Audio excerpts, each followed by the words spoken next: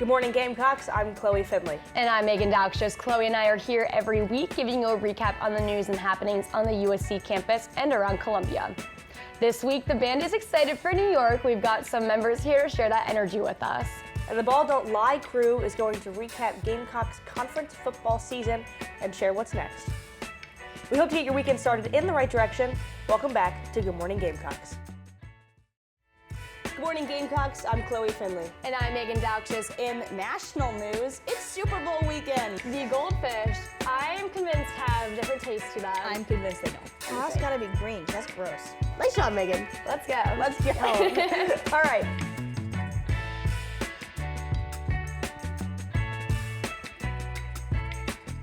Good morning, Meagan. Good morning, Chloe. Happy to be back again. Second to last show of the semester. I know, we got one more coming for you. We got one more. And we've got a really good one today, I think. We do. We have a really good one. And we've got an interesting story to start out, you guys, today, and it all has to do with Greenville. So if you are from Greenville, listen up. Luckily for you, the city of Greenville, South Carolina, is ranked the 4th best city to live in the country, according to US Weekly. It boasts Greenville's downtown area, its plentiful job market fueled by big companies such as GE and Michelin, and its low cost of living. It has also been ranked as one of the best places to spend the holidays and one of the best places to retire. All good, right? You'd think. You would think. No. Greenville was also ranked in the top 50, ready? Rattiest cities in America. And I don't mean ratty such as dilapidated or run down. I mean actual rats. The animal. That's crazy. Yeah. You know, I'm actually shocked that it's Greenville and it's not Columbia. That's what I'm saying. I've never been to Greenville, but it didn't peg me as the type of city to have rats. Yeah, I have some family friends that are up there. I've never heard anything about them going into the city and seeing, rats. But what number are they on this list? They're 33rd on the list of 50. And this was, a list was conducted by a company called Orkin, which is a pest extermination company. So. I would say, they're kind of right there in the middle, basically. But they're still ranked. They're still ranked. You know? Yeah. They're still ranked. They're still on the list, which is not exactly a good sign. I don't know how much you want to get into this, but the rat that you should keep your eyes on is the brown rat, which is the most popular rat of South Carolina. Which is your typical sewer scavenging ratatouille type rat. That's good to know. Isn't it? So maybe they're just in the sewers. You know, I don't really know how they figured this out. You could probably go to Orkin's website and see what the course of action was, but there you go. Now, does Orkin do anything to help these cities out? I don't know. With this pest control? I mean, they're a pest extermination company. So maybe they get hired on by the city. Go fix those rat problems up in Greenville. But that's an interesting one. If you're in Greenville, I guess keep your eyes out. Yeah. Moving on to sadder news. A local celebrity on campus has passed away this week. Sissy, one of the C.S. Lewis cats, died yesterday. She was between 17 and 19 years old, and she leaves behind other beloved campus felines, Figgy, Edmund, and Eustace. This breaks my heart. It really does. Don't you just love the C.S. Lewis cats? I call them the campus cats. I'm like, I see Figgy today. I'm like, love them. I've never met Sissy because I have never gone into the C.S. Lewis Cat Center Cat Center. The C.S. Lewis. They kind of are in a way, but I've never gone in. But I know Sissy was one of the house cats. Oh yeah. So clearly lived a very long life. 17 years is a very long lifespan for a cat. Yeah. So. Sad to see Sissy leave. And they were all very loved, very much. The priest who runs that center, you could just feel the love he has for those cats. It's adorable. So they take good care of them. They really do. For sure. Really do. And so do the students. I always see students walking around campus with just taking treats out of their backpack to feed the cats. And I'm like, that's so funny. Yes. They are the USC cats, and it's a very sad day knowing that we lost one. I agree. Well, R.I.P. Sissy. You might have missed it. Columbia, South Carolina got its first Whataburger, making it one of 9 locations in the state. It opened its 24-hour storefront over on 202 Bridgeberry Lane, right off Killian Road, only 17 minutes from campus. So Whataburger quickly expanded into South Carolina over the past year, opening its first location in Spartanburg in July. The first in Columbia area opened earlier in September in Irmo. So my thing is, I love Whataburger. I've been there once and it was delicious. I need to go again. I've never had Whataburger before. Oh, okay, we're going. Okay. It's so delicious. Okay. And so my thing is though, Whataburger is 24 hours, especially this one over off campus, 17 minutes away. Do we think it's gonna replace Cookout? Like, do we think, like, if you're about to go pick up a late night snack, you're gonna go to Cookout down the road, or you're gonna go 17 minutes to? I don't know. It depends on Whataburger. how good Whataburger is. It's I mean, good. I just don't know. I don't know how good it is. And Cookout is like, It's a staple. Cookout is one of those fast food places where it really isn't good, but like that's what makes it. Wow. You know what I'm saying? It's like just edible enough. Listen, I get the same thing every time. I love Cookout. What's your Cookout order?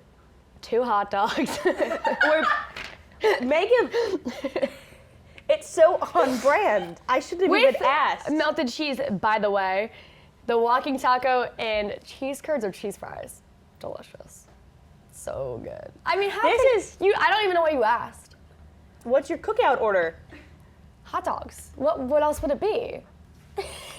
I guess I should have expected that. I honestly should have seen that But coming. I do love We're Whataburger. back to mid temperature hot dogs with cold shredded cheese they're on nice. it. They cook them nice. They grill them up. They're good. But Whataburger, their burgers are delicious. Thin patties. Like a smash burger. Yeah, but not smashed.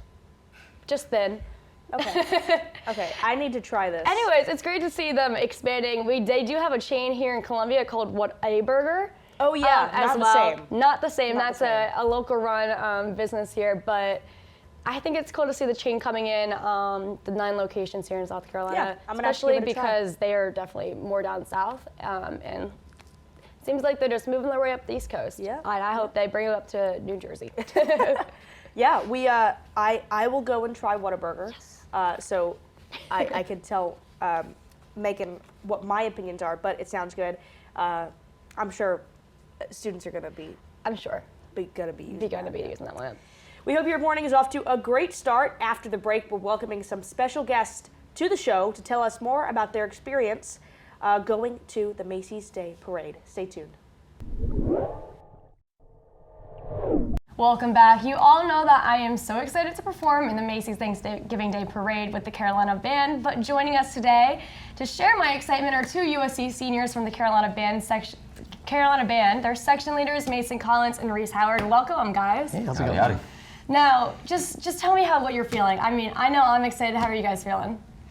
I mean, excited. You know, we talk about, you know, you in band, you always have like that big moment that you're like, hey, you know, you're gonna prepare for. It's gonna be really great and amazing, and you're like, now you actually get to see that and actually have that happen, and it's really exciting to what it's gonna be. Yeah, I mean, I'd echo all those sentiments. This is sort of what the last 4 years have been building up for, so to do this in senior year is awesome. Yeah. And then, what is it like? Okay, I know we're busy this week. We got a football game. What is it like preparing to leave at 6 in the morning on Sunday? Are you guys ready? Are you still stressed out still? I need to do my packing still, so I don't know Me about too. you, but as soon as I get done here, I'm gonna go and finally pack all my stuff, get everything ready, make sure I have room. I don't know about you, Rece, have you done any packing Well, yet? no, I still gotta pack up. So, but my biggest thing also is what happens after that game. So it's about all of our equipment and stuff. So I hope unloading that and reloading that. So making sure that we're got all that in check after that game. So it's about, you know, focusing in and making sure we got everything that we need to go to New York with. Yeah, and back to Clemson And as back well. to Clemson as well. Yeah, you guys have a packed schedule for the next couple of days, Yeah. really for the next week. But I want to know what you're the most excited for. You too, Meagan, because you're going to be here too. I want to know what you guys are most excited for this upcoming week. Maybe it's the moments in between the performances or the performances themselves. I want to hear what you guys think. Well, I know I'm most excited for like that Herald Square performance, what we have been working so hard on all year. I just think like once we get onto that star in front of Macy's, I'm so excited. And that's really when we get the spotlight and all my family and friends get to see us on TV. So that's what I'm most looking forward to so far. And I'm just hoping it all goes smoothly. Yeah, I think I know the three of us are all going to be performing on the Today Show, and I think that's definitely what's most exciting for me. Maybe the opportunity to meet some legends like Al Roker and whatnot, and have that totally, Al opportunity Roker. would I be didn't know that. That's a big deal for you guys. So- That's awesome. Yeah. I think my biggest thing is like, that moment after, realizing that, you all this work, time, energy, and effort that you've been putting in for months and even years, preparing to get this opportunity, seeing that, we got here, we made it, we did this great, amazing performance, and it's like that feeling after and that feeling in the moment of I'm here, I'm in this moment on this, probably the biggest stage of my life, and, just being in there and exciting about it. Yeah, you guys are going to be part of an iconic part of the holiday season, and I can imagine that you guys are excited. Any nerves? Yeah. I think I'm more so nervous for the 1 a.m. wake up time on the day of the parade, I'd have to say. Yeah. Mostly afraid that my alarm won't go off, but that's sort of the nice thing is that we have each other as support system and whatnot, so any of those nerves and whatnot sort of go away once you start talking with everyone else about how excited we all are. Yeah, I think the big thing is like, you have those people in your section, a lot of people talk about like sports, you have that glue person that holds your section, hold those teams together. I think you have that in each section. We have those people that are gonna hold us together and, calm us down for those people that might get nervous or might get, kind of a little too excited, a little scared about what we're about to do. And you have those people that are just gonna, talk them through it, calm them down, a little bit of words of encouragement here and there, and we're gonna get through it. Yeah. Yeah. Do you guys know what time you're going to be performing during the parade, or no? No, so we don't know our placement yet. Oh, okay. So we can be at the very end, the very beginning. Gotcha. So everybody just has to watch the whole parade. Yeah, pretty Make much. sure you get to watch these guys It'll too. be fun. Okay. And then we're performing on the Today Show as well. Bright and early, I think it's like 7:30 in the morning, and Yeah. this is the first performance. Is there any other performances that are going on that you know of that they can catch us at in New York City? No, we perform at Pier 16. That's going to be a great one. And then we also have the performance with the UMass band, right? Yeah. Yeah, so that'll be at Pier 16. We'll Yeah. be with the University of Massachusetts Marching Band, which is going to be absolutely incredible to get to meet them and sort of have that engagement with a band that, as an SEC school, we really don't get to see them much. Well, I say that. Georgia's actually playing UMass coming up, so I guess they will, but... Yeah, so you guys can catch us if you're in the city around the time, if you're planning on visiting to see us during the parade. There's also that performance on that Wednesday at Pier 16. I don't remember the exact time for it. I think it's around like 10 or 11 in the morning. You should know you're performing in it, Megan. Yeah, well, we haven't gotten that far in the planning yet. I have highlighted every schedule I can, and I still can't remember all the time. So. It's okay, we got a big bus ride. You'll memorize it all. Yes, 12 hours to work on things. All of us, I'm sure, are planning on doing some homework. Oh, yeah. That's for sure, and some sleeping. Oh, of course. You got 12 hours. You got a lot of time to kill. Yeah. Well, thank you guys so much for coming on. Is there any other exciting things you want to share with us before we head out? Just go Cox. Yeah, there we go. Absolutely. Well, after the break, Chloe and I will be back with our campus story and to share the stories behind USC's rivalry traditions. Stay with us. Welcome back. Joining us today is University Archivist Elizabeth West to discuss some Carolina traditions surrounding Thanksgiving week. Welcome. Thank you. For joining us. Yeah, we're happy to have you on the show. So, in recent years, Thanksgiving week has served as a way for different USC groups to address hunger around the globe. Can you talk a little bit about those initiatives and maybe the history behind them? Sure. Thanksgiving has not been a big tradition-focused holiday on the campus in history, but in let's say the modern USC history after World War II, there's been more of a focus of different national and local programs trying to support food banks, bring attention to food insecurities, hunger, and not just here in South Carolina, but worldwide as well, kind of starting in the 1960s and 70s. And then, of course, we have the food bank on campus now. And so I think a lot of that has grown from that idea of Thanksgiving as being this incredible meal with all these wonderful foods, and using it to really remind people that there are a lot of other people that need help, particularly this time of year. Yeah, and you mentioned wartime, going way back in time. USC's Thanksgiving week was interrupted to help the war effort in World War II. So that's pretty interesting. I didn't realize It that. is. In World War II, the university essentially became a naval training ground. There were several naval programs here. Some of the USC students were enrolled in them, but others were actual naval officers or enlisted personnel coming here to receive special training. And the university completely upended and changed its schedule. The only holiday that was allowed on the schedule was Christmas. There were no other holidays at all, and it went through a full year-round, full semester in the summertime as well. Wow. Yeah, and but Columbia was very involved in the war effort. There was a Columbia Army Air Base. Yes. Lexington County Air Base was turned into a site where bombers could train, which is pretty interesting. Yes, including the Enola Gay, the members of the group that learned how to train and go on aircraft carriers, and they were, and it was in that movie that was out a few years ago, but those members there that delivered the nuclear weapons were trained here in South Carolina. So and there was a civil aeronautics program here at the university during World War II as well. So really hit a lot of support here. A lot of students and faculty left for the war effort as well. Yeah. Yeah, that's awesome. Now we should get to the good and juicy stuff, which is the Carolina-Clemson Give it to me. rivalry. Obviously, there's a lot of traditions surrounding that game, but I want to start with the game itself. So, what is the history behind that rivalry, and why is it always the week of Thanksgiving? The rivalry began as a political rivalry when Clemson was established in the upstate, kind of as an agricultural college. So there were a lot of political hard feelings there. And then when sports came, naturally you had instant rivalries spring up as all the colleges and universities in the state began forming their sports teams, particularly football. And we first played Clemson in football in 1896, and we won 12-6. And at that time, the game began as a feature connected to the South Carolina State Fair, which was a much larger event at that time than it is now.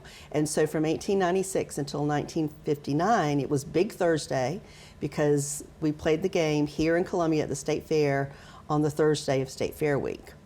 And then after 1960, that was the first time we played at Clemson. And the idea was that you want to end the season with the rivalry games because that's kind of a big thing to build up to.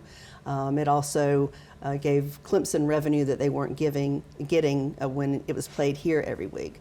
And then as the schedules expanded from 11 to 12 teams, things kind of got pushed back, and closing out the season with the big game with Clemson meant Thanksgiving weekend. And so that's why it always works out that way now. And so it's become another kind of tradition. We don't have Big Thursday anymore, but we have the Super Saturdays and the Palmetto Bowl, as we call it, with Clemson to cap out that year. Yeah, of course. And then we have, the campus has a lot of traditions surrounding the game as well. I would say one of the biggest ones being Tiger Burn. Yes. Now, that tradition started not in the way we do it today. Do you want to tell us a little bit about that? Absolutely. It started with the 1902 Carolina-Clemson riot. We upset Clemson that year with a victory, and our students celebrated with a drawing of a gamecock crowing over a beaten tiger. And there was a parade, part of the state fair, the next day, and the Clemson students warned our students not to carry it in the parade the next day. So of course we did. And then Clemson students and fans decided to march on the campus and seize the drawing. They were armed. Our students hastily armed themselves and hunkered down behind the horseshoe wall and prepared to defend the campus.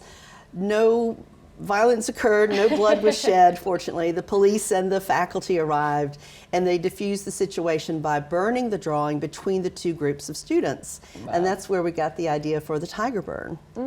That is so interesting. I knew about the little riot that went on. I didn't realize there was actual weapons. Yes. Oh, yes. Yeah. Wow. As a matter of fact, there was a sophomore there who had a loaded pistol, and his name was J. Ryan McKissick. And he would later become president of the University of South Carolina, and he's buried in front of the Carolina. So- Wow. Maybe one of the most iconic university Yeah. presidents as well. Wow. I never knew that part about that. That's really cool. That is very cool. It just, that just makes me gives me more Gamecock pride. You know? Yeah. I don't know if I would defend the campus in that way, but, I think there might be a little more arrests that would happen Exactly. nowadays Yeah, than there that's was for sure. than back in 1902. Exactly. Yes. And then we also have this week going on the Carolina-Clemson blood drive, which I think is relatively new, right?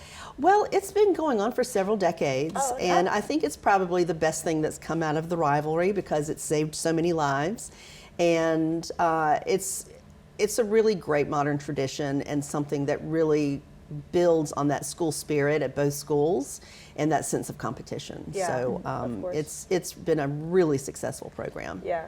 And if you don't know what the Carolina-Clemson blood drive is, basically there are I wanted to say blood trucks, but that's not the right name for it.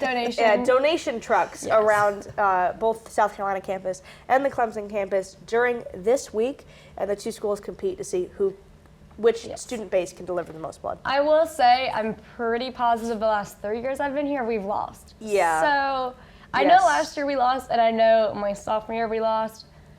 I would like to see us win. I would like to see us win. I Don't say donate that, blood. but I can't. I'm terrified of needles, so don't donate blood. Doesn't even, I want us to win. Can't give blood. I know, unfortunately. But thank you for telling us all about You're welcome. those traditions. And incidentally, the other tradition we got from the 1902 riot was that's how we became the Gamecocks. Oh, really? We had not had a mascot, settled on a mascot before then, but after they put a Gamecock on the sign and we had the riot, they started calling us the Gamecocks, and that's how we got it. This is probably because of cockfighting that they picked the Gamecock on the sign. But Gotcha. I was just so gonna ask. Tiger Burn and Gamecocks, all from that one potentially violent incident. Well, that's really so cool. I didn't know interesting. that. No, I didn't know that either. Well, thank you so much for joining You're us. We welcome. appreciate it. We'll be back with Ball Don't Lie. Make sure to stay close. Welcome back. Last weekend, the Gamecocks won their last conference game of the 2024 football season against Missouri, and it was a good one. That was a fun one to watch. Yeah. USC had a pretty good football season, and now conference play has come to an end with just 2 more games left in the season. This morning, we are welcoming Spencer Ball and JP Barry from SGTV's Ball Don't Lie to give us a recap on the Gamecocks' performance this year. Good morning, guys. Hey, guys. Yeah, Thanks for having us. Yeah, it's always fun. So the Mizzou game, awesome. Being there was a great time. It really, it's a young team learning how to win in big games against a team they hadn't beaten in half a decade. And that kind of stuff means a lot, not just in the current, but in the future. With how the season is going to end, that builds you up for a greater future, I think. Yeah, and I think just with South Carolina football, you have a lot of things to overcome, especially since they're not a historically extremely successful program. You had a couple good years with Spurrier, a couple good years with George Rogers back in the 80s, and that's really about it. With the team you've lost to 5 years in a row, I think that's a big hurdle to overcome for them because it felt like one of the things that has to happen before they can take that next step, and it finally did. And it looked like it was going to be a classic Gamecock blunder. Yeah. There, it looked like we were just going to blow out Mizzou. It was going to be great. But then we started letting them back in the game, and it was like, oh, we might let them win the game. And finally being able to shut the door on them and close out a big game, like JP said, learning to win, I think is a huge step for them. Yeah, I would say, based off what we watched last year, I feel like we would have just let it go. And this time we caused an earthquake. So, pretty cool to see everyone so excited for our young team. It kind of feels like, at least, that Beamer ball is finally coming to fruition. There's been a year or two of good football, but not great football, and it kind of feels like we've jumped, Gamecock football has jumped over the hurdle this year. What did you think? Yeah, you go, even in the games they've lost, they've only had one real blunder. Oh man, that sucked. The Ole Miss game, which had extenuating circumstances. Lenore Sellers coming back from an injury, stuff like that. But they played LSU tough, who's not having a great season, but they're still LSU, and they went to Tuscaloosa and lost in the final seconds to Alabama. Who's probably going to be a college football playoff team. And even even in like any other year, like, you know, it is Alabama. So South Carolina got really kind of a horrible draw with the new SEC schedule. They didn't play Georgia, Florida, or Tennessee, any of their traditional SEC opponents. They still had to play, you know, Alabama, LSU, the new team, Oklahoma, you know, ranked A&M and stuff like that. So, you know, the Gamecocks making the most out of a pretty poor hand they were dealt, I felt like. And I think you got to speak to also how some of their younger talent is performing. You know, Leonard Sellers was only a redshirt freshman. You know, Dylan Stewart's been awesome off the edge. And, you know, Mazio Bennett's a guy that stepped up a lot. So there's just 3 freshmen there who are making huge impacts for this team. So, I mean, what does that speak for the freshmen that are coming in? Or how is Shane Beamer going to hit the portal to rebuild this team for next year? I mean, I think you can be really optimistic after leaving this year. But again, there's still one team you really want to beat in a couple weeks. Yeah.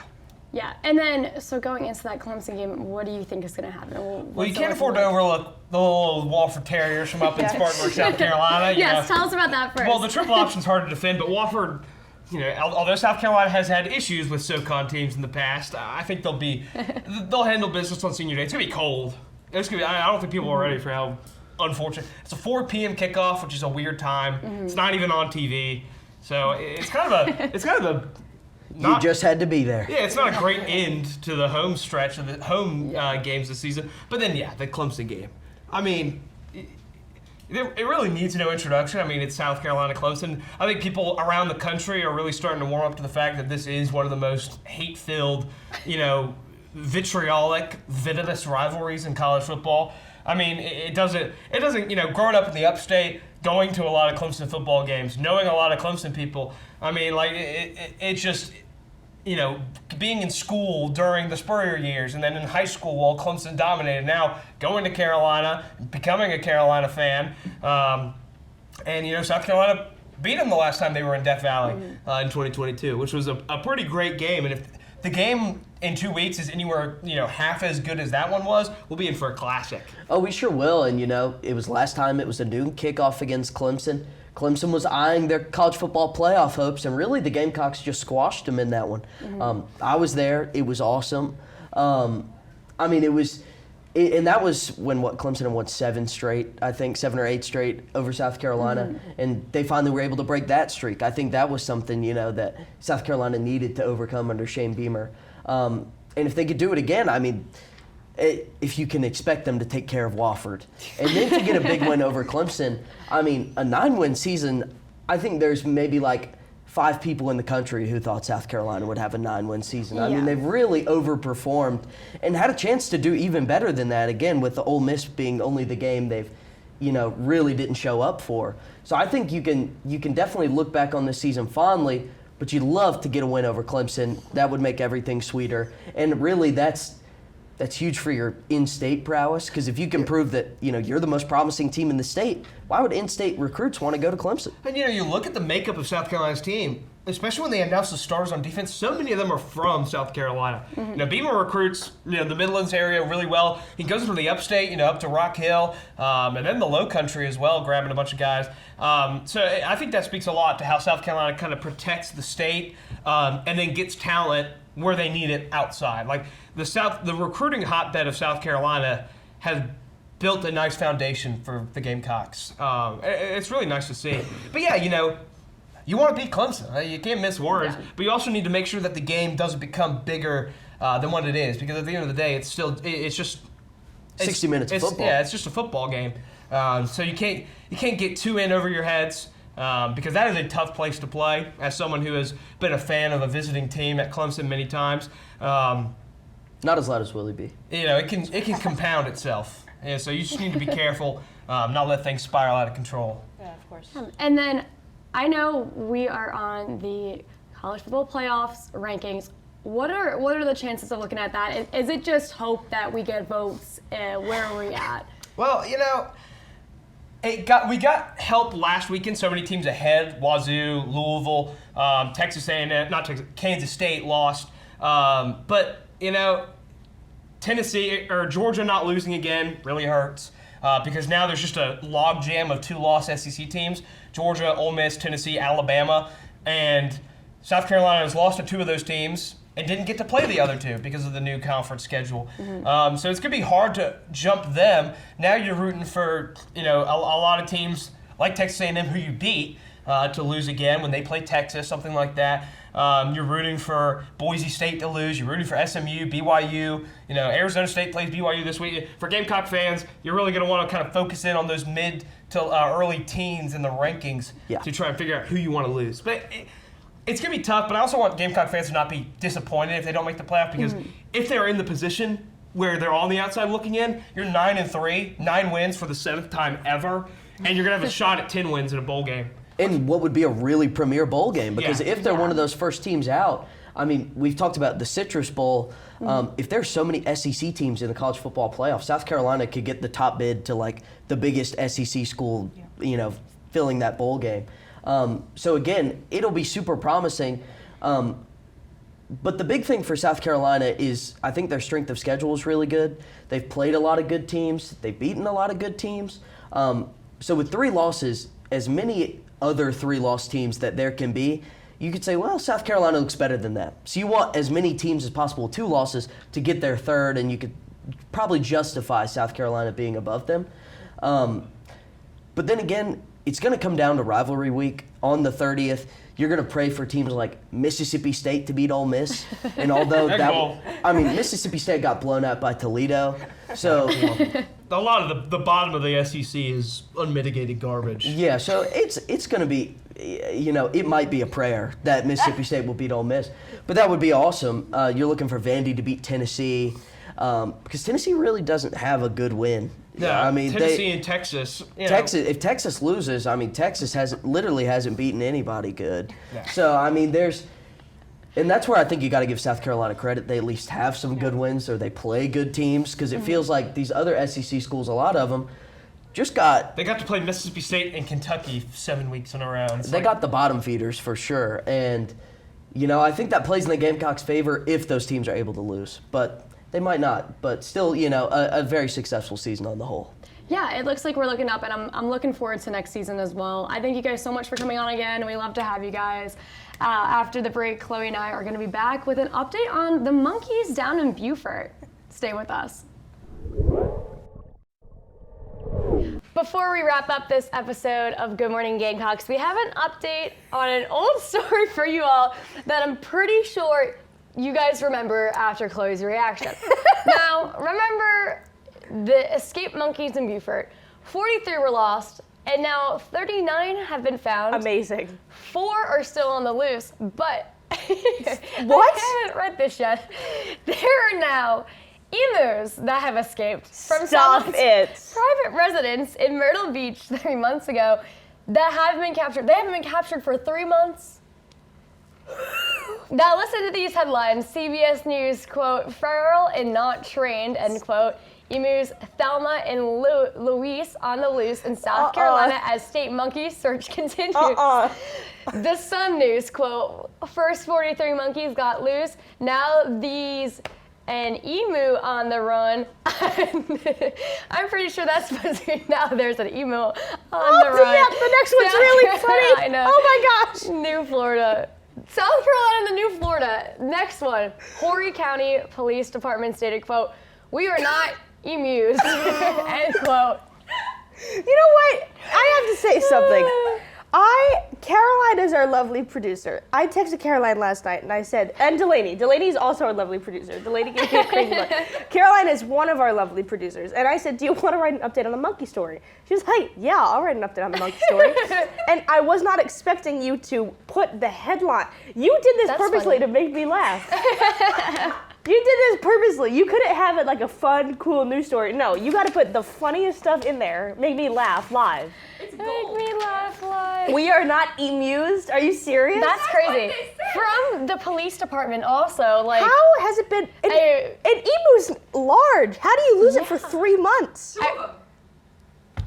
Where'd they go? Did like someone steal them, or maybe the research center took them? They just jumped the fence. That's crazy. So we still have 4 monkeys, 2 emus. What's next? I don't know. A partridge in a pear tree? The Sun News said it's South Carolina and then Florida, and I fear it might be. This is insane. It's not gonna be Florida Man anymore. It's gonna be South. It's gonna be South Carolina Man. Animal. That's what's gonna go on. Apparently. What next? Yeah. Actually, what's Maybe next? a tiger during the Clemson game. I swear. No more animals are allowed on the loose in South Carolina. No this more. is getting ridiculous. Lock your doors, guys. Lock your your windows. We don't want your pets out, and we don't want these pets coming in. Imagine we're just sitting here and you just see an emu. Just Where do walk the emus by. get out? Myrtle Beach? Myrtle Beach. So Okay. a little more north of Yeah. South Carolina. I don't know the area of Myrtle Beach well. I just don't know. It's not like it's super foresty, right? Well, So how can you lose like a Well, little? Like, I'm still sure it's a little bit. and escape but- from a house, not even like a zoo. Right. That's what's more Also, I concerning didn't know to me. you could own emus. Exactly. So Why did someone have an emu as a pet? maybe I'll get an emu as a pet now that I know Okay. it's legal. You do that. That'd be pretty cool. Tell me. Oh yeah. Oh yeah. It's like people have like llamas and alpacas. That's I not. actually live by an alpaca farm. I think we need to wrap up this show for today. With that, we wrap up Good Morning Gamecocks for today, November 22nd, 2024. Be sure to follow us on Instagram, X, and Facebook at SGTV at USC. Keep up with all of our content. Be sure to also visit us online at sgtv@usc.com. For SGTV, I'm Chloe Findlay. And I'm Meagan Daukshus. From all of us here at SGTV, have a great weekend, Carolina, and forever to be.